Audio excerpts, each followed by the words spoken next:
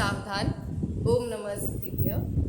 नमो अरिहन्ताणं, नमो सिद्धाणं, नमो आयरीयाणं, नमो वच्छायाणं, नमो Lowe सवसाहूणं। मंगलं भगवान् वीरो, मंगलं गौतमो गणी, मंगलं कुन्दकुन्दाद्यो जैनधर्मोऽस्तु मंगलं। सर्वमङ्गलमाङ्गल्यं सर्वकल्याणकारकं, प्रधानं सर्वधर्माणां जैनं जयतु शासनं, जैनं जयतु शासनं। तज्जयति परं ज्योति समं समस्तैरनन्तपर्यायै, दर्पणतलेव सकला प्रतिफलति पदार्थमालिका। यत्र परमागमस्य जीवं निषिद्धजात्यन्धसिन्धुरविधानं, सकलनयविलसितानां विरोधमथनं नमाम्यनेकान्तम्। आचार्य अमृतचंद्र द्वारा विरचित पुरुषार्थ सिद्धि उपाय नामक ग्रंथ, जिसका अपर नाम है जिन प्रवचन रहस्य कोश, इस पर हमारी चर्चा चल रही है। हम 11 श्लोक पूर्ण कर चुके थे और 12वें श्लोक की भी चर्चा हमने प्रारंभ कर ली। अब उस 12वें श्लोक पर हम चर्चा प्रारंभ आज से करेंगे। उसके पूर्व गाथा पाठ कर लेते। पृष्ठ क्रमांक 21 पर तज्जयति परं ज्योति समं समस्तैरनन्तपर्यायै, दर्पणतलैव सकला प्रतिफलति पदार्थमालिका। यत्र 23 पर परमागमस्य जीवं निषिद्धजात्यन्धसिन्धुरविधानं, सकलनयविलसितानां विरोधमथनं नमाम्यनेकान्तम्। 25 लोकत्रयैकनेत्रं निरूप्य परमागमं प्रयत्नेन, अस्माभिरुपोद्रियते विदुषां पुरुषार्थसिद्ध्युपायोऽयम्। 26 मुख्योपचार विवरण निरस्तदुस्तर विनेय दुर्बोधा, व्यवहार निश्चयज्ञा प्रवर्तयन्ते जगति तीर्थम्। 28 निश्चयमिह भूतार्थं व्यवहारं वर्णयन्त्यभूतार्थं, भूतार्थबोधविमुखः प्रायः सर्वोऽपि संसारः। 30 अबुधस्य बोधनार्थं मुनीश्वरादेशयन्त्यभूतार्थं, व्यवहारमेव केवलमवैति यस्तस्य देशना नास्ति। 32 माणवक एव सिंहो यथा भवत्यनवगीतसिंहस्य, हार एव हि तथा निश्चयतां यात्यनिश्चयज्ञस्य। व्यवहारनिश्चयौ यः प्रबुद्ध्य तत्त्वेन भवति मध्यस्थः, प्राप्नोति देशनाया स एव फलमविकलं शिष्यः। 35 अस्ति पुरुषश्चिदात्मा विवर्जितः स्पर्शरसगन्धवर्णैः, गुणपर्यय संवेतः समाहितः समुदयव्ययद्रव्यैः। 37 परिणममानो नित्यं यानविवर्तैरनादिसन्तत्या, परिणामानां स्वेषां स भवति कर्ता च भोक्ता च। श्लोक क्रमांक 11 सर्वविवर्तोत्तीर्णं यदा स चैतन्यमचलमाप्नोति, भवति तदा कृतकृत्यः सम्यक् पुरुषार्थसिद्धिमापन्नः।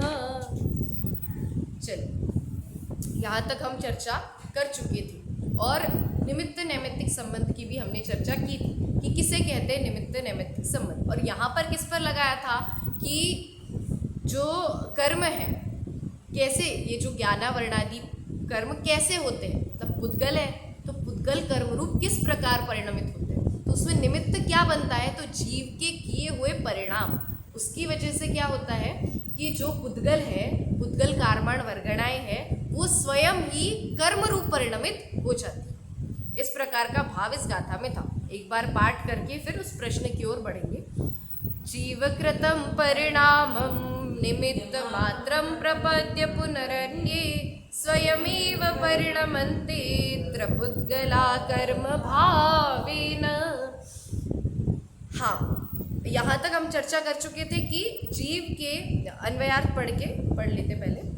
जीव के किए हुए रागादि परिणामों का निमित्त मात्र पाकर फिर जीव से भिन्न अन्य पुद्गल स्कंध यहाँ अपने आप ही ज्ञानावरणादि कर्मरूप परिणमन कर जाते हैं। कल हमने इस शब्द पे भी चर्चा की थी कि कैसे अपने आप, ठीक है, स्वयमेव ये शब्द बहुत ही महत्वपूर्ण है। जीव के करने से नहीं होता, कैसे होता है? खुद ही उसकी वैसी योग्यता प्रकट होती है। देखिए प्रश्न क्या है। जीव के भाव अति सूक्ष्म है, उनका ज्ञान जड़ कर्म को कैसे होता है और ज्ञान हुए बिना पुण्य पाप रूप होकर कैसे परिणमन करता है। बहुत बढ़िया प्रश्न है। मतलब अपने मन में तो उत्पन्न होना ही चाहिए। आप कह रहे हो कि ये पुद्गल, हम राग करेंगे तो वैसे परमाणु जुड़ जाते हैं, हम अच्छे भाव करेंगे तो पुण्य जुड़ता है, बुरे भाव करेंगे तो पाप। इसी आगे मन में प्रश्न आया, अपन देखते हैं कि हम तो कुछ खाते नहीं, हमारा शरीर कुछ खाता नहीं है और आत्मा भी कुछ खाता नहीं है, तो खाता कौन है? करते, इसका भी समाधान करते हैं, ठीक है। शरीर खाता तो मुर्दा भी करना चाहिए, हाँ, और आत्मा तो खाती नहीं है, तो खाता कौन है? जाता का है? हाँ, ये इसी में उत्तर है, पता है। इस प्रश्न के उत्तर में आपका भी उत्तर है, ठीक है। देखिए क्या प्रश्न कर रहे हैं कि जीव के भाव कैसे है, अति सूक्ष्म है।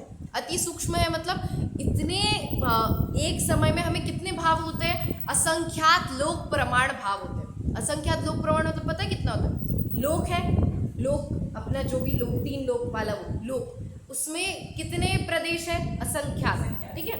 तो असंख्यात लोक के जितने, हाँ, असंख्यात लोक प्रमाण, इतने क्या होते हैं? हमारे भाव होते हैं, ठीक है।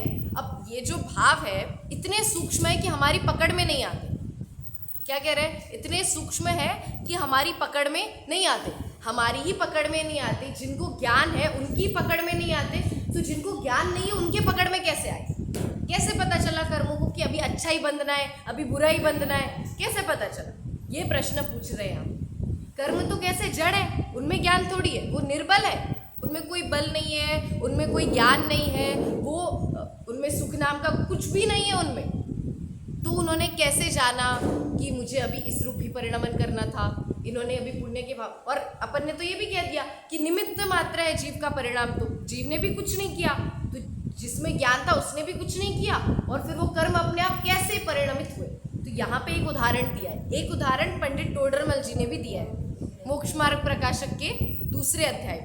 उन्होंने कहा है कि जिस प्रकार क्या होता है कि अपन जैसे भोजन खाते हैं, और भोजन खाने के बाद, भोजन क्या है? जड़, पुद्गल। तो वो जो भोजन है वो अपने शरीर के अंदर जाएगा, और उसके बाद वो प्रोटीन, कार्बोहाइड्रेट, विटामिन, कैल्शियम सब रूप हो जाता है अपने आप। कुछ खून हो जाता है, किसी का पानी हो जाता है, किसी का खराब द्रव्य, सब अपने आप हो जाता है। किसने बोला उस भोजन को कि इतना अंश को कार्बोहाइड्रेट होना है, इतने अंश को विटामिन होना है, और इतने अंश को खून में जाना है? ऐसा किसी ने बोला? किसी ने बताया उस भोजन को? नहीं बताया ना। कैसे हुआ? अपने आप हुआ। कैसा था वो कर्म? भोजन कैसा था? जड़ था, पुद्गल था, पुद्गल ही था ना भोजन। तो जैसे वो जो पुद्गल भोजन था वो अपने शरीर में जाने के बाद रक्त, पानी, फिर अलग अलग द्रव्य रूप परिणमित हुआ, वैसे ही ये जो कर्म है कैसे हुआ? वो स्वयं एवं हुआ, उसको किसी ने बोला थोड़ी, किसी के करने से भी नहीं हुआ। वैसे ये जो जड़ कर्म है वो अपने भावों का केवल निमित्त पाते हैं। जैसे उस भोजन ने शरीर का निमित्त पाया ना, वैसे ही हम जो कर्म कर्माण वर्गना है वो जीव के परिणामों का निमित्त पाती है, और जैसा परिणाम हुआ वैसा ही क्या होती है? कर्म रूप परिणमित होती है। हाँ, यदि आपने अच्छा भाव किया तो अच्छे कर्म बनेंगे, बुरा भाव किया तो बुरे कर्म बनेंगे। खाना भी अच्छा खाया है तो अच्छे द्रव्य रूप परिणमित होगा ना, और जंक फूड खाया है, जो अभी पिज्जा बर्गर ये सब खाया हो, तो कैसा परिणमित होगा? खराब ही परिणमित होगा। वैसे ही हम जैसे भाव करते हैं उसका निमित्त पाकर वैसे ही कर्माण वर्गनाएं परिणमित होती है कर्म रूप। ऐसा उदाहरण पंडित टोडरमल जी ने दिया था दूसरे अधिकार में, मोक्ष मार्ग प्रकाशन। तो लेकिन पुराने कर्म आते हैं हमारे पुत्र में। पुराने कर्म उदय में आते हैं। अब पुराने कर्म उदय में आ रहे हैं। हाँ, तो हम तो नए कर्मों की बात कर रहे हैं। अभी भाव करने पर जो नए कर्म बंधेंगे उनकी बात चल रही है, ठीक है। अब फिर आपने, हाँ, पुराने उदय में आए, उस अनुरूप उसका निमित्त पाकर भाव हुए, वो भी आगे चर्चा, अगले श्लोक में यही चर्चा है। अभी तो अपन जीव के परिणामों को पुद्गल का निमित्त मतलब कर्म का निमित्त कह रहे हैं, ये वाली चर्चा चल रही है। जीव के परिणाम निमित्त और जो पुद्गल का परिणामन हुआ वो नैमित्तिक, ठीक है। देखिए यहाँ पे उत्तर क्या दिया, यहाँ पे अलग उदाहरण दिया है, यहाँ का उदाहरण देखते हैं। जिस प्रकार मंत्र साधक पुरुष बैठा बैठा गुप्त रूप से मंत्र जपता है और उसके किए बिना ही उस मंत्र के निमित्त से किसी को पीड़ा उत्पन्न होती है, किसी का मरण होता है, किसी का भला होता है, कोई विडंबना रूप परिणमन करता है, ऐसी उस मंत्र में शक्ति है। उसका निमित्त पाकर चेतन अचेतन पदार्थ स्वयं ही अनेक अवस्थाएं धारण करते हैं। अब पहले ये जो मंत्र विद्या थी पहले बहुत ज़्यादा प्रचलन में थी जब आचार्य देव हुए होंगे। ये उदाहरण तो पंडित टोडरमल जी ने दिया है, पर ये उदाहरण आता है अपने ग्रंथों में भी, आत्मख्याति टीका में भी दिया है।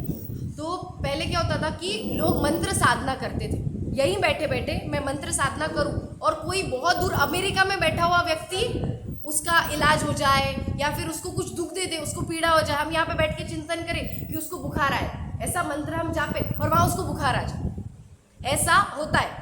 ठीक है, मंत्र में होती है ऐसी शक्तियाँ मंत्रों में। तो ये ऐसा उदाहरण दे रहे हैं कि कोई व्यक्ति यहाँ बैठकर मंत्र का जाप करे और उसके मंत्र के जाप का निमित्त पाकर, उसके करने से नहीं हुआ, वो थोड़ी वहाँ गया था उसको कुछ पीड़ा देने या उसका कुछ, हाँ, उसने यहाँ पर इसने क्या किया, मंत्र का जाप किया और वहाँ उसको पीड़ा हुई, वहाँ उसका भला हुआ, वहाँ उसका बुरा हुआ। तो इसका मंत्र जाप करना केवल निमित्त था उसके कुछ होने में। वैसे ही क्या कह रहे हैं, यहाँ हमने रागादि भाव किए, यहाँ हमने राग द्वेष क्रोध, अच्छा बुरा, ये अच्छा है ये बुरा है, ये इसका मैं कर सकता हूँ, ये मैं भूख सकता हूँ, मैं खाना खाता हूँ, ये सारे भाव किए। और वैसे यहाँ पे क्या होता है, कर्म का वो जो कार्मण वर्गणाएं थी, पुद्गल था, वो कर्म रूप परिणमित होता है। तो जैसे वो मंत्र पढ़ा और वहाँ पे हुआ, तो इस मंत्र पढ़ने वाले ने कुछ नहीं किया, इसका केवल निमित्त मिला उसको। वैसे ही रागादि भावों का केवल निमित्त है। तो नहीं पता तो ठीक हो जाता है, शरीर बीमार है। नहीं नहीं नहीं नहीं, निमित्त तो चाहिए था ना। निमित्त की उपस्थिति थी वहां पर। हाँ, निमित्त, हाँ, कोई भी कार्य उपादान और निमित्त, हाँ, दोनों चाहिए। भाई वो निमित्त मिला, इसलिए वहां पे क्या हुआ, उसकी वो रोग ठीक हो गया। और वैसे ही जैसे ही अपने भावों का निमित्त होता है, अपन ने भाव किए, वैसे ही वो कर्मों को निमित्त मिला, क्या परिणमित होने का, कर्म रूप परिणमित होने का। उन पुद्गल को क्या मिला, मौका। उपादान तो किसका था, कर्मों का ही था, पुद्गल ही पुद्गल रूप परिणमित हुए ना, पुद्गल स्कंद थे, वही कर्म रूप परिणमित हुए। पर निमित्त किसका मिला, उपादान तो पुद्गल था, पर निमित्त क्या था, जीव के किए हुए परिणाम। तो ये जो यहाँ पे इस गाथा में स्वयं एवं शब्द है ना, वो क्या दर्शाता है, उपादान की महत्वता। उपादान को वहां मुख्य किया कि स्वयं, हाँ हाँ, हर कार्य में उपादान, हाँ, लगेगा। तो यही कह रहे हैं, नहीं, हर जगह अब स्वयमेव अगर ऐसा आया है कि कोई चीज स्वयमेव होती है, इसका मतलब उपादान, खुद से हुई मतलब उपादान, उपादान की मुख्यता। तो इसमें इस गाथा में इतनी बढ़िया बात है कि उपादान को भी मुख्य किया और निमित्त को भी मुख्य किया। मुख्य रूप से तो उनको बात किसकी बोलनी थी, निमित्त की बात बतानी थी, पर उन्होंने उपादान को भी रखा, उपादान को उन्होंने अभाव नहीं किया। कोई जीव ये नहीं समझे कि जीव के परिणाम का निमित्त पाकर, मतलब निमित्त को इतना महत्व नहीं दे। महत्व किसका है, उपादान का सबसे ज्यादा महत्व है। हाँ, जो उस रूप परिणमित होता है उसको उपादान कहते हैं, तो उसका ज्यादा महत्व है। देखिए, ये तो क्या था, उदाहरण था। अब सिद्धांत देखते हैं। अज्ञानी जीव अपने अंतरंग के विभाव भाव रूप परिणमन करता है। उन भावों का निमित्त पाकर उसके बिना किए ही कोई पुद्गल पुण्य प्रकृति रूप परिणमन करते हैं और कोई पाप प्रकृति रूप परिणमन करते हैं। ऐसी इसके भावों में शक्ति है। इसके भावों का निमित्त पाकर पुद्गल स्वयं ही अनेक अवस्थाएं धारण करता है, ऐसा ही निमित्त नैमित्तिक संबंध है। क्या कह रहे हैं कि अपन ने उदाहरण देख लिया, अब सिद्धांत क्या है कि जैसे ये अज्ञानी जीव क्या करता है, विभिन्न प्रकार के विभाव भाव करता है, राग द्वेष ये सारे विभाव भाव जब करता है तब क्या होता है कि उन भावों का निमित्त पाकर ये जो पुद्गल था, यहाँ पूरे में कारमाण वर्गणाएं तो ठसाठस फैली है, वो बस मौका देखती है कि हम भाव करें और वो कर्म रूप परिणमित हो जाए। यही है आजू बाजू में हर जगह। नहीं, कारमाण वर्गणा मतलब ऐसा पुद्गल जिसमें कर्म रूप होने की शक्ति है, वो अलग है, वो जीव के साथ जुड़ी नहीं है। कारमाण वर्गणाएं जीव के साथ क्या जुड़े, कर्म, और कर्म कारमाण वर्गणाएं कर्म रूप परिणमित होती है, कर्म रूप परिणमित होने की। हाँ, तो बाद में वो कर्म रूप, हाँ प्रीस्टेज। तो यहाँ पे कह रहे हैं कि इन भावों का निमित्त पाकर कुछ पुद्गल वर्गणाएं पुण्य प्रकृति रूप होती है, कुछ पुद्गल वर्गणाएं पाप प्रकृति रूप, हाँ उसका निमित्त पाकर उस अनुरूप होते। जैसे भोजन, वही उदाहरण आप लगा लीजिएगा, वो मुझे ज़्यादा अच्छा लगता है उदाहरण, कि जिस प्रकार भोजन करते हैं और भोजन करने के बाद कुछ भोजन रक्त रूप हो जाता है, कुछ भोजन पानी रूप हो जाता है, कुछ में विटामिन, कुछ कैल्शियम, ऐसे अलग अलग द्रव्य रूप हो जाता है। वैसे ही उनको किसी ने बताया नहीं है, वो जड़ी है, वैसे ही ये कर्म भी अपने अपने हिसाब से उसका निमित्त पाकर वैसे परिणमित होते। ठीक है, यहाँ तक अपन मतलब इस गाथा की चर्चा यहाँ तक। इसमें क्या बताया है कि जीव के किए हुए परिणामों का निमित्त पाकर कारमाण वर्गणाएं मतलब जो पुद्गल स्कंद थे वो स्वयं ही क्या होती है, कर्म रूप परिणमित होती। यहाँ पे जीवों के परिणाम को निमित्त बताया। देखिए अगली गाथा में किसको निमित्त बताएंगे उसकी चर्चा करते हैं। गाथा क्रमांक 13, सब देखिए ग्रंथ में 41 पेज नंबर है। इस जीव के जो विभाव भाव होते हैं स्वयं से ही होते हैं या उनका भी कोई निमित्त कारण है? बहुत बढ़िया प्रश्न। क्या पूछ रहे हैं? पिछले में क्या बताया, जीव के भाव निमित्त है और उसकी वजह से क्या कार्य होता है, निमित्तों की अपेक्षा से कार्य को नैमित्तिक बोलते हैं। ठीक है, तो निमित्त क्या था, जीव का परिणाम, और उसके निमित्त से हमने क्या कार्य बताया, कर्म रूप परिणमन, कर्म बनना, कर्म का जुड़ना, ये कार्य हमने बताया। अब ये पूछ रहे हैं कि तो जीव के परिणाम हुए, उसमें कोई निमित्त था कि खुद से ही हुए, ऐसा प्रश्न है। जीव के जो परिणाम उत्पन्न हुए, राग हुआ, द्वेष हुआ, तो उसने खुद से किया कि उसमें भी किसी का निमित्त था? हाँ, विभाव भाव, विकारी भाव, विपरीत भाव, हाँ वो जो भाव हुए उसमें कौन, यदि कोई निमित्त था तो कौन था, और नहीं था और स्वयं से हुए कह रहे हो तो उसको स्वभाव कहना पड़ेगा। ऐसी चर्चा है आगे। देखिए श्लोक का पाठ करते हैं, सभी मेरे पीछे बोलना। परिणममानस्य चितश चिदात्मकै स्वयमपि स्वकैर्भावै चिदात्मकै स्वयमपि स्वकैर्भावै भवति हि निमित्तमात्रम्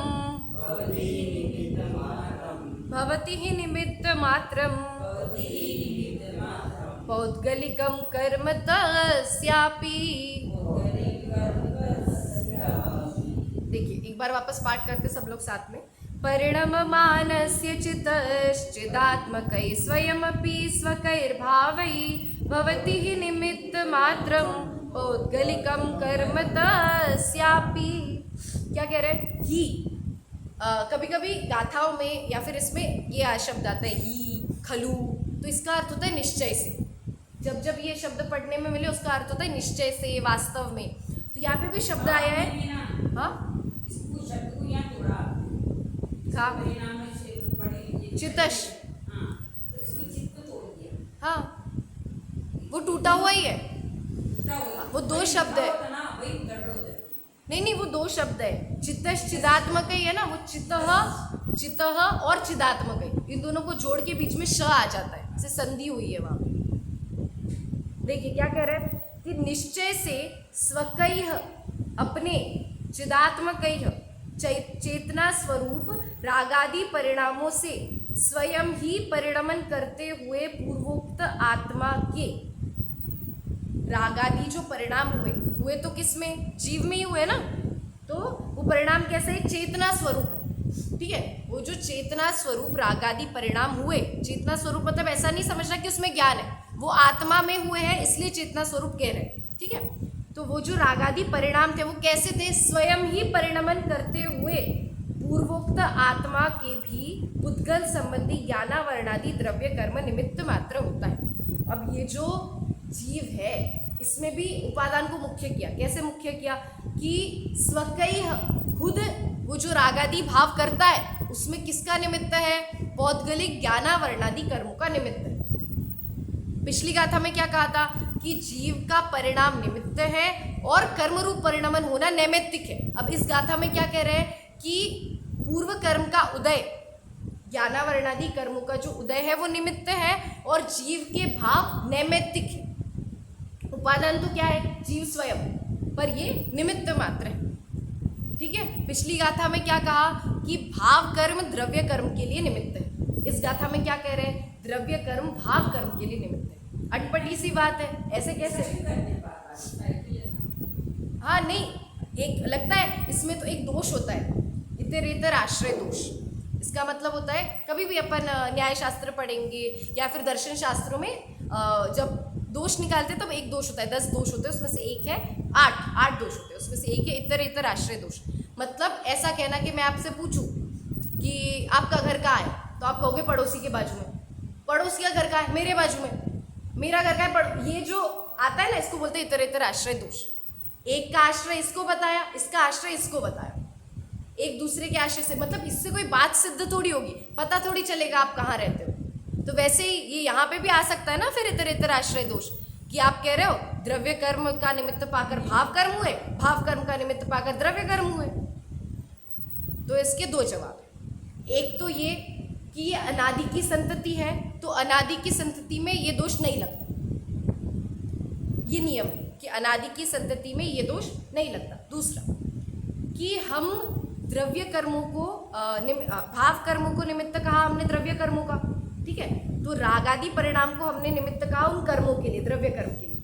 तो रागादि परिणाम किए तो नवीन कर्म बंद हुआ, ठीक है, और ये जो परिणाम हुए भाव कर्म, इनमें निमित्त हमने नए कर्मों को नहीं माना था, इनमें निमित्त हमने माना था पुराने कर्मों के उदय को। तो ये कर्म अलग है और ये कर्म अलग है, जिसका निमित्त पाकर भाव कर्म हुए वो कर्म अलग है, ठीक है, और जो भाव कर्म की वजह से नए कर्म बंधे वो कर्म अलग है, दोनों कर्म अलग। हाँ, ये पूर्व कर्म है पहले से बंधे हुए और ये नवीन बंधे, ठीक है, ये पुराना बंधन है और ये नया बंधन है और ये बीच में भाव कर्म।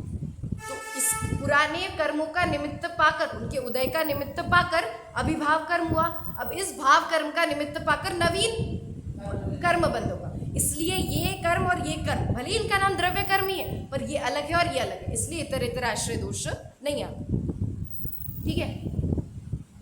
देखिए क्या हाँ, यहाँ पे पिछली गाथा में निमित्त था भाव कर्म और नैमित्तिक था द्रव्य कर्म, इस गाथा में निमित्त क्या है, द्रव्य कर्म और नैमित्तिक है भाव कर्म, ठीक है। देखिए टीका पढ़ते हैं अगले पेज पर। ही चिदात्मकै स्वकैः भावै स्वयं अपि परिणममानस्य तस्य चित्तः अपि पौद्गलिकं कर्म निमित्त मात्रं भवति। निश्चय से चैतन्य स्वरूप अपने रागादि परिणाम रूप से परिणमन किए हुए उस पूर्वोक्त आत्मा के भी पौद्गलिक ज्ञानावरणादि कर्म निमित्त मात्र होते हैं। क्या होते हैं, केवल निमित्त मात्र ही कहलाते हैं। वास्तव में इसलिए स्टार्टिंग में ये शब्द डाला निश्चय से, निश्चय से तो परिणमन, मतलब वास्तव में परिणमन तो हो किसका रहा है, जीव का ही हो रहा है। उपादान कौन है, जीव, और निमित्त कौन है, वो जो कर्म का उदय था वो। भावार्थ, इस जीव के रागादि विभाव भाव अपने आप ही स्वद्रव्य के आलंबन से नहीं होता। ये जो रागादि भाव हुए, भले ही कह रहे कि चेतना रूप है, चेतना स्वरूप है, जीव में ही हुए हैं, आत्मा में ही हुए, ऐसा भले ही कह रहे हैं, परंतु फिर भी स्वद्रव्य के आश्रय से नहीं हुए हैं। किसी ने आत्मा का अवलंबन लिया हो और उसको राग हुआ हो, ऐसा 3 काल में भी संभव नहीं है। आत्मा का आश्रय लेने से कभी भी विकारी भाव नहीं हो सकते। ठीक है, यदि ऐसा माने कि ये स्वद्रव्य के आश्रय से हुए तो क्या दोष आता है? देखिए, यदि आप ही से हो, आप मतलब स्वयं से, ठीक है, यदि आप ही से हो तो वह भी ज्ञान दर्शन की तरह स्वभाव भाव हो जाएगा। यदि स्वयं से हो, जो भाव स्वयं से होता है उसको हम विभाव क्यों कहेंगे, उसको परभाव क्यों कहेंगे, उसको तो क्या कहेंगे? स्वभाव ही कहेंगे। इसलिए क्या कह रहे हैं, यदि स्वयं से उत्पन्न हो तो वो क्या हो जाएगा? जैसा ज्ञान दर्शन सुख वीर्य ऐसी शक्ति हमारे अंदर है, वैसे ही राग द्वेष क्रोध मान ये भी शक्ति हमारे अंदर सदा काल रहेगी। इससे तो मुक्ति का ही निषेध हो जाएगा। अपने अंदर सदाकाल विराजमान है, इसके अभाव को हमने मुक्ति कहा है। यदि सदाकाल विराजमान है तो इसका अभाव तो होगा ही नहीं। यदि होगा ही नहीं तो मुक्ति किसे कहेंगे? और स्वभाव भाव होने पर उसका कभी भी नाश नहीं हो सकता। इसलिए ये भाव औपाधिक है। औपाधिक है मतलब, औपाधिक मतलब होता है उपाधि, जो उपाधि से मिलते हैं। उपाधि मतलब परद्रव्य से, किसी दूसरी चीज से जो हमें मिलता है उसको क्या कहते हैं? उपाधि। तो उपाधि का भाव औपाधिक। ठीक है, तो जो औपाधिक, ये जो भाव कैसे औपाधिक है, मतलब स्वयं से उत्पन्न नहीं हुए, किसी पर के निमित्त से आए, ऐसे भाव अन्य निमित्त से होते हैं और वे निमित्त ज्ञानावरणादि द्रव्य कर्मों को जानना। उत्थानिका से प्रारंभ करके श्लोक के भाव को इस भावार्थ में कह दिया। उत्थानिका भी क्या प्रश्न पूछा था? ये जो भाव द्रव्य कर्मों के लिए निमित्त बन रहे हैं, क्या ये स्वयं से होते हैं कि इसमें भी कोई निमित्त है? तो कह रहे हैं कि ये भाव यदि स्वयं से होते तो इन्हें स्वभाव कहना चाहिए था, पर स्वभाव होते तो कभी मिटते नहीं, क्योंकि मिटे सो स्वभाव नहीं और स्वभाव सो मिटे नहीं। तो इसलिए अब क्या कह रहे हैं? तो स्वभाव तो है नहीं, तो स्वभाव नहीं है तो क्या है? इसमें कोई तो निमित्त होता है। तो निमित्त कौन होता है? तो ज्ञानावरणादि पूर्व कर्मों का जो उदय है वो निमित्त बनता है। जिस जिस प्रकार द्रव्य कर्म उदय अवस्था को प्राप्त होता है, उसी उसी प्रकार आत्मा विभाव भाव रूप परिणमन करता है। ऐसी एक पंक्ति समय सार के कर्ता कर्म अधिकार के आत्मख्याति टीका में आचार्य अमृतचंद्र देव ने लिखी। उन्होंने लिखा है कि 70 से 75 गाथा के बीच की टीका में लिखा है कि यथा यथा आत्मा विज्ञान घन स्वभावो भवति तथा तथा आश्रवेभ्य निवर्तते। फिर लिखते हैं यथा यथा आश्रवेभ्य निवर्तते तथा तथा विज्ञान घन स्वभावः भवति। और एक पंक्ति ऐसी, ये इसका मतलब ये है कि जिस जिस प्रकार आत्मा विज्ञान घन स्वभाव होता है, उस तरह आत्मा आश्रवों से निवृत्त होता है। मतलब जैसे जैसे स्वभाव की सन्मुखता बढ़ेगी वैसे वैसे आश्रव कम होगा, और जैसे जैसे आश्रव कम होगा वैसे वैसे स्वभाव की सन्मुखता बढ़ेगी। हाँ, पर इन दोनों में निमित्त नैमित्तिक संबंध है। जब इसको मुख्य किया तब ये जो आश्रव की निवृत्ति थी वो निमित्त बना, जब इसको मुख्य किया तब विज्ञान घन स्वभाव होना ये क्या बना? निमित्त बना। और आगे ये भी कहते हैं कि जितना जितना विज्ञान घन स्वभाव होता है उतना उतना आश्रव से निवृत्त होता है। मतलब चतुर्थ गुण स्थान में कैसे भाव होते हैं? अनंतानुबंधी का क्षय था और मिथ्यात्व का, अनंतानुबंधी और मिथ्यात्व का उदय नहीं था, तो सिर्फ उतना ही विज्ञान घन मतलब अपने ज्ञान स्वरूप उतना ही शुद्ध हुआ। और कितनी अशुद्धता मिटी? जितनी शुद्धता हुई उतनी अशुद्धता मिटी। ठीक है, और फिर जितनी जितनी अशुद्धता मिटी उतनी उतनी शुद्धता, बस सेम बात।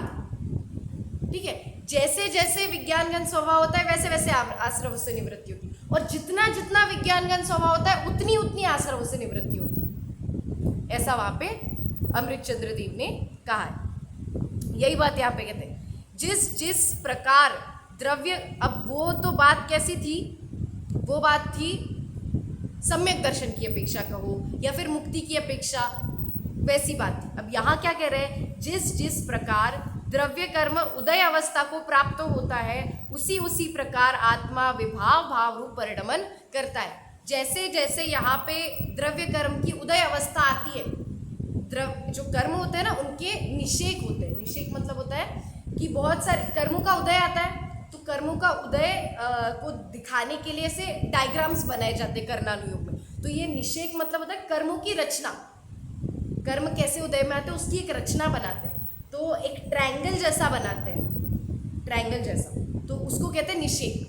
जब भी आपको कहीं कर्णानुयोग के शास्त्र में ऐसा ट्रायंगल बना हुआ दिखे और नीचे एक डंडी, मतलब कुल्फी जैसा, उसको कहते हैं निषेक। और वैसे हर कर्म के निषेक होते हैं, कर्मों के समूह को निषेक कहते हैं। एक समय में जितने कर्म उदय में आए उसकी जो रचना बनी उसको हम निषेक कहते हैं, निषेक रचना, कर्णानुयोग का कॉन्सेप्ट। तो ये जो निषेक उदय में आते हैं, जैसे जैसे उदय अवस्था को प्राप्त होते हैं वैसे वैसे जीव कैसा होता है, विभाव भाव रूप परिणमन करता है, ऐसा यहाँ पे कह रहे हैं। यहाँ पे फिर एक प्रश्न पूछा, क्या प्रश्न है कि पुद्गल में ऐसी कौन सी शक्ति है कि जो चैतन्य को विभाव भाव रूप परिणमन करवा देती है।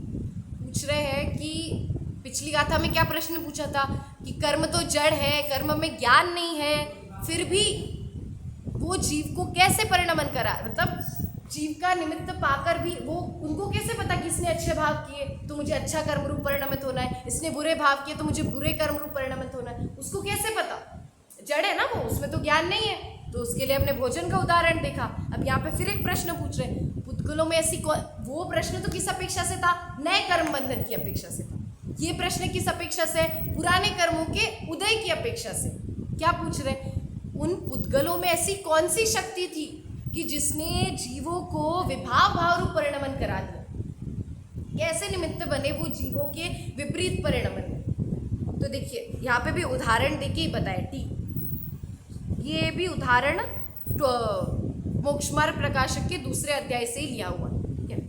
जिस प्रकार किसी मनुष्य के सिर पर मंत्र पढ़ी हुई धूल डाली हो तो उस धूल के निमित्त से वह पुरुष स्वयं को भूलकर नाना प्रकार की विपरीत चेष्टाएं करता है। मंत्र के निमित्त से उस धूल में ऐसी शक्ति हो जाती है कि वह बुद्धिमान पुरुष को विपरीत परिणमन करवा देती है। ये धूल का नाम है मोहन धूल। एक मोहन धूल आती है, मतलब कि उस धूल को यदि हम किसी पुरुष पे डालें तो वो पागल हो जाता है। मतलब मैंने देखी नहीं है पर मैंने सुना है, जिन लोगों ने देखी है उनसे, कि ऐसी धूल को अगर किसी के ऊपर डाल दे तो वो पागलों जैसी क्रियाएं करने लगता है। तो उस धूल में किसी मंत्र का या फिर किसी का भी उन्होंने डाला होगा जो भी, तो वो कह रहे हैं कि जिस प्रकार उस धूल, वो धूल थोड़ी आत्मा में चली गई कुछ परिणमन कराने, नहीं, वो धूल गई उस पुरुष के ऊपर और उसमें अपने आप ही ऐसी कैसी वो चेष्टा, पागलों जैसे घूमता रहता है, कुछ भी करता रहता है, बिल्कुल पागल ही हो जाता है वो धूल का असर जब तक रहता है तब तक। तो कह रहे हैं कि जिस प्रकार मंत्र पड़ी हुई धूल, मोहन धूल नाम है उसका, तो उस धूल का निमित्त पाकर जो पुरुष है खुद ही अजीब अजीब क्रियाएं करने लगता है। ठीक है, तो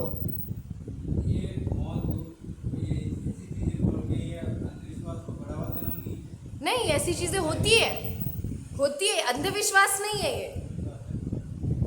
नहीं, मंत्र की साधना, ये जो मंत्र विद्या है ये अब कितनी सच्ची है कितनी झूठी है ये को बहुत माना जाता था। मंत्रों के प्रभाव से, हाँ, मंत्रों के,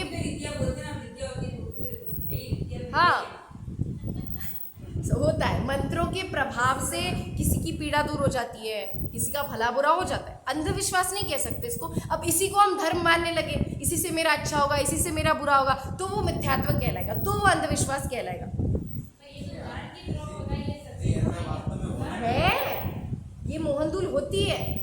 मैंने भी जब मोक्षमार्ग प्रकाशक पढ़ा था तब मुझे भी ऐसा लगा था कि उदाहरण देने के लिए बता रहे होंगे किसी पे, पर हमको जिसने पढ़ा है उन्होंने बताया कि नहीं, ये धूल सच में होती है और इसके प्रभाव से, इसका निमित्त पाकर वो जीव पुरुष नहीं क्या किसी को धूल डाल देते हैं तो वैसी हरकतें करने लग जाता है, वही मान लो ना मतलब तक तो होता है ऐसा उसका। हाँ, एक वो भी होता है ना कि हाँ वो हीलिंग करते हैं, यहाँ बैठकर कोई मंत्र साधना करता है या फिर ध्यान करता है और दूर बैठा हुआ कोई पुरुष ठीक हो जाता है। ऐसी भी आजकल आज भी चलता है ये तो ये कोई अंधविश्वास नहीं है, इसको धर्म मानेंगे तो अंधविश्वास कहलाएगा। अब कोई चीज़ मिथ्यात्व थोड़ी होती कि आप कहो कुदेव मिथ्यात्व है, कुगुरु मिथ्यात्व है, नहीं, उनको धर्म मानना, उनसे धर्म मानना ये मिथ्यात्व है। कोई चीज इष्ट अनिष्ट नहीं होती, हम उसमें कहाँ जाके अच्छा, हाँ, पर आप वहां स्नान करने से ये मानो कि मेरा अच्छा हो जाएगा या फिर ये धर्म है। हाँ बस स्नान करने में क्या दिक्कत है, जैसे किसी स्विमिंग पूल में नहा रहे हो वैसे वहाँ नहा के आ जाओ, कोई दिक्कत नहीं। किसी अन्य चीज में हम धर्म की स्थापना करें तो वो मिथ्यात्व है। सामान्य सी चीज करे तो, अब कोई ट्रैकिंग पे जाए तो उसको मिथ्यात्व कहेंगे क्या? नहीं कहेंगे ना। पर उस किसी पहाड़ पे चढ़े ये मान के कि मेरा यहाँ चढ़ के भला हो जाएगा तो मिथ्यात्व। हाँ, उसमें अच्छे बुरे की कल्पना करके धर्म की मान्यता करना ये मिथ्यात्व कहलाता है, वो क्रिया मिथ्यात्व नहीं। ठीक है, तो यहाँ पे कह रहे हैं कि उस धूल का निमित्त पाकर वो पुरुष जैसी अनेक अनेक चेष्टाएं करने लगता है, वैसे ही सिद्धांत पढ़ते हैं। उसी प्रकार इस आत्मा के प्रदेशों में रागादि के निमित्त से बंधे हुए पुद्गलों के निमित्त से यह आत्मा स्वयं को भूलकर नाना प्रकार के विपरीत भाव रूप परिणमन करता है। देखिए, रागादि के निमित्त से बंधे हुए पुद्गल, ठीक है, रागादि का निमित्त पाकर जो पुद्गल बंधा, उस पुद्गल कर्म का उदय आया, उसका उदय आने पर वो निमित्त बना और उसके रूप नैमित्तिक क्या कार्य हुआ कि जीव भी राग रूप परिणमित हुआ, राग द्वेष रूप परिणमन उसने किया। यह आत्मा स्वयं को भूलकर नाना प्रकार के विपरीत भाव रूप परिणमन करता है। तो स्वयं को भूलकर उसने क्या किया? अलग अलग भाव रूप, विभाव भाव रूप उसने परिणमन किया। इसके विभाव भावों के निमित्त से पुद्गल में ऐसी शक्ति हो जाती है कि वह चैतन्य पुरुष को विपरीत परिणमन करवा दे। किसके विभाव भावों के निमित्त से? किसके? जीव के विभाव भावों के निमित्त से पुद्गल में ऐसी शक्ति हो जाती है कि वो वापस हमको विभाव भाव रूप परिणमन करे। जीव ने विभाव रूप परिणमन किया, राग रूप परिणमन किया, उससे कर्म बंधा, ठीक है, उसके निमित्त से, तो उस कर्म में ऐसी शक्ति आ गई कि जब उसका उदय आएगा तब वापस जीव राग रूप परिणमन करेगा। ऐसी शक्ति उसमें अपने आप आ जाती है। हाँ, अगर आत्मा के परिणामों का निमित्त नहीं आता तो कर्म क्यों परिणमित होते? तो निमित्त भी, कोई भी कार्य होता है उसमें निमित्त भी होता है और उपादान भी होता है। तो यदि आत्मा परिणाम नहीं करता, जैसे कोई ये आईना है, आईने के सामने आपने, ये भी समय सार का ही उदाहरण, ठीक है, आईने के सामने आपने मोर को रख दिया, ठीक है, मोर है आईने के सामने, तो आईने में मोर दिख रहा है, ठीक है, मोर नहीं होता तो मोर नहीं दिखता, सॉरी, मोर नहीं होता तो मोर दिखता क्या आईने में? नहीं दिखता। पर क्या कह रहे हैं कि मोर की वजह से आईने में मोर नहीं दिखा, आईने में योग्यता थी इसलिए आईने में मोर दिखा। मोर को तो आप यहाँ खड़ा कर दो इसके सामने, इसमें दिखेगा मोर? अगर मोर स्वयं की प्रतिबिंब बना सकता, खुद को रिफ्लेक्ट कर सकता, खुद की इमेज बना सकता, किसी के भी सामने बना देता, दीवार के सामने बना देता, बना सकता है क्या? नहीं। मोर नहीं होता तो आईने में दिखता भी नहीं, पर मोर की वजह से आईने में दिखा ऐसा भी नहीं। दर्पण की योग्यता थी मोर को झलकाने की। इसका मतलब मोर क्या है? निमित्त है। मोर निमित्त है, तो निमित्त नहीं होता तो भी कार्य नहीं होता, पर निमित्त की वजह से कार्य नहीं हुआ, क्योंकि निमित्त तो हर जगह है ना। मोर को आप कहीं भी खड़ा कर सकते हो, पर मोर जहाँ जहाँ खड़ा होगा वहाँ वहाँ दूसरा दिखने लगेगा क्या? नहीं दिखेगा। वैसे निमित्त तो 3 काल में उपलब्ध है, पर जब उपादान की योग्यता होगी तभी कार्य होता है, ऐसा कहते हैं। ठीक है, देखिए यहाँ नीचे फुटनोट में क्या लिखा है ये भी पढ़ लेते हैं एक बार। प्रत्येक द्रव्य व वस्तु स्वद्रव्य क्षेत्र काल और भाव से है, पर द्रव्यादि का उसमें सदा अभाव ही है, इसलिए कोई किसी को परिणमन नहीं करवा सकता। तो भी जीव के उस प्रकार के परिणमन की योग्यता के काल में बाह्य में किस सामग्री को निमित्त बनाने में आया था, उसका ज्ञान करवाने के लिए असद्भुत व्यवहार नय के निमित्त को कर्ता कहा जाता है। व्यवहार कथन की रीति ऐसी ही है, इस प्रकार इसको जानना। अब यहाँ पे एक नई विवक्षा कही है। क्या कह रहे हैं कि वैसे तो कोई भी द्रव्य कैसे है, उसका अस्तित्व कैसे है? अपने स्वद्रव्य क्षेत्र काल भाव से उसका अस्तित्व है, और पर द्रव्य का उसमें सदा अभाव है। हमेशा कोई भी पर द्रव्य, कोई भी दूसरी चीज अपने द्रव्य में कभी प्रवेश नहीं कर सकती, कभी भी प्रवेश नहीं कर सकती। इसका अर्थ ये भी है कि वो परिणमन भी नहीं करा सकती। जो अपने अंदर प्रवेश कर सकता है वही परिणमन करा सकता है, तो अपने अंदर कोई प्रवेश नहीं कर सकता तो कोई अन्य परिणमन भी नहीं करा सकता।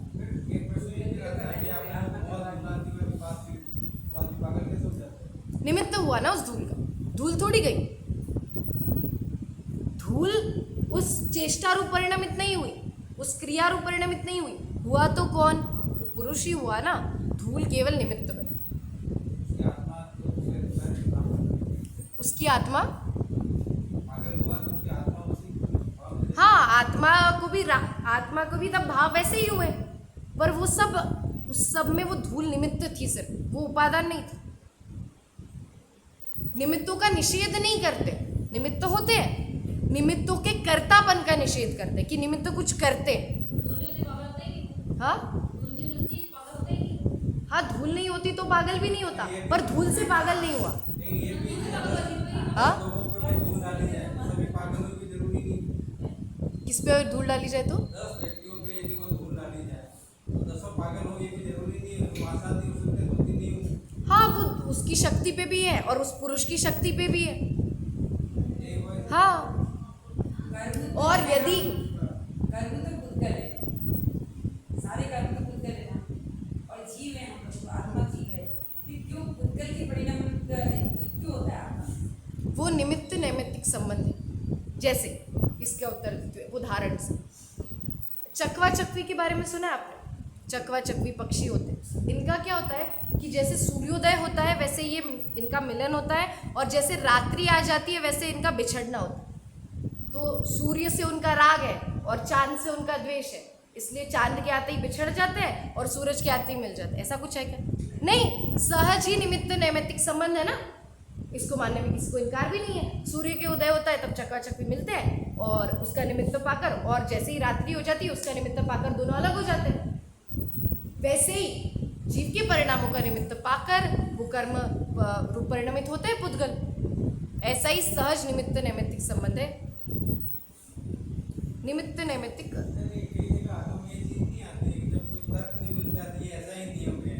नहीं, ऐसा ही थोड़ी लॉजिक बता रहे हैं ना, निमित्त है वो।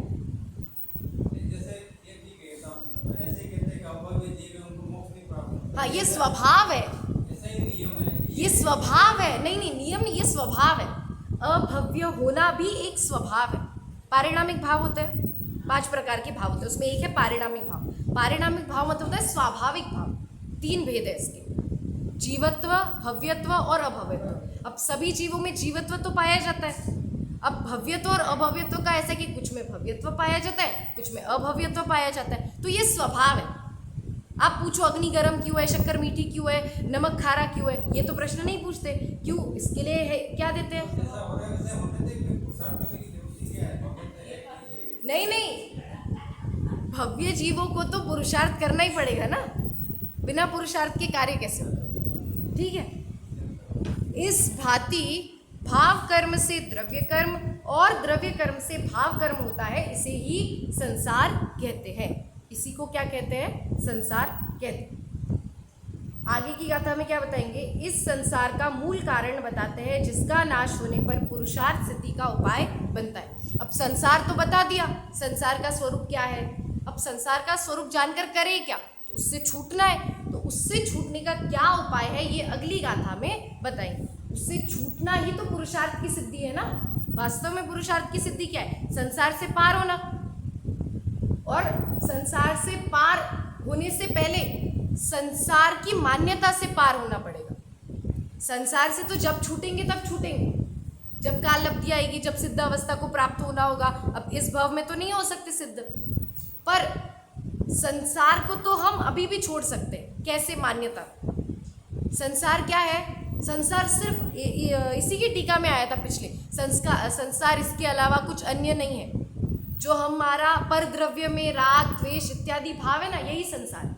सबका अपना अपना संसार है, मेरा अपना संसार है, आप सबका अपना अपना, सबका अपना अपना पर्सनल संसार है, सबकी अपनी अपनी मान्यता है, सबके अपने अपने राग द्वेष है। तो जो उनकी मान्यता है, विपरीत मान्यता और राग द्वेष है, वही उनका संसार है। तो संसार से छूटना है तो इन विपरीत मान्यताओं से भी छूटना पड़ेगा। जब विपरीत मान्यताओं से छूट जाएंगे तब संसार से भी छूट जाएंगे। ऐसी ही संसार की अवस्था है। तो अब आचार्य देव क्या उपाय बताएंगे ये हम कल देखते हैं श्लोक क्रमांक 14 में। एक बार इसका पाठ करके फिर अंत करते हैं। देखिए 13वें श्लोक का पाठ। परिणममानस्य चित्तश्चिदात्मकै स्वयमपि स्वकैर्भावै भवति हि निमित्तमात्रं पौद्गलिकं कर्म तस्यापि। ओम नमः सिद्धेभ्यः।